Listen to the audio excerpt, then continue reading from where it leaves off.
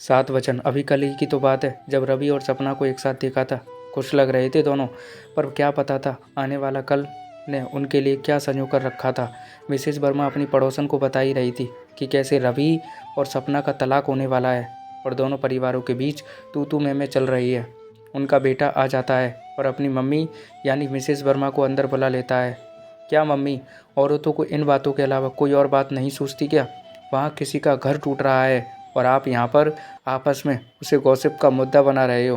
किसी का मतलब? रवि हमारा घर का बेटा है और मैं तो बस। जैसे ही मिसेस वर्मा ने ऐसा कहा, उनके बेटे ने बीच में ही बात काटते हुए कहा कि वो मेरा कजिन है और अगर उसकी जगह आपका खुद का बेटा होता ना तो आप ऐसा बिल्कुल नहीं कहती ना करती। मम्मी, अभी उनका तलाक नहीं हुआ है, ऐसे में ये सब बातें करना ठीक नहीं है।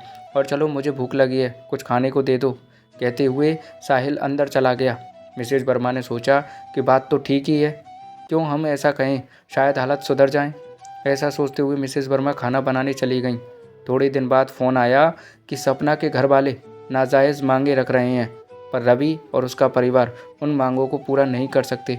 अब मिसेस वर्मा को समझ में आ गया था कि गलती किसी की भी हो, पर एक परिवार के टूटने की कीमत उसे ही पता होती है जिसका बसा बसाया परिवार उजड़ जाए। अगले दिन जब मिसेस वर्मा बाजार जाती हैं तो वही पड़ोसन दूसरी कई औरतों के साथ उन्हें मिलती हैं और पूछती हैं कि क्या हुआ, रवि का कुछ खबर आई या नहीं। मिसेस वर्मा बात को टालते हुए वहाँ से निकल जाती हैं और कहती हैं कि अभी नहीं, तो कुछ खास पता नहीं चला। रवि के और सपना के परिवार वाले बिचौलियों की मदद से सुलह करने के लिए तैयार हो जाते हैं और ले देकर मामला रफा दफा हो जाता है। पर रवि और सपना कभी एक साथ नहीं रहते। कुछ दिनों बाद रवि की बहन के लिए एक रिश्ता बताती है जिसमें लड़की सुंदर भी होती है और अच्छे घर से होती है, पर उसके पति की एक एक्सीडेंट में मौत हो चुकी होती है। दोनों तरफ से बातचीत के बाद और लड़का लड़की की मंजूरी के बाद रवि का रिश्ता उस लड़की से तय हो जाता है और बड़ी ही सादगी से दोनों की शादी हो जाती है। लेकिन दोनों एक दूसरे को सात वचन निभाने का वादा करते हैं, क्योंकि जीवन में सात वचन की कीमत उनसे ज़्यादा कोई नहीं जानता था।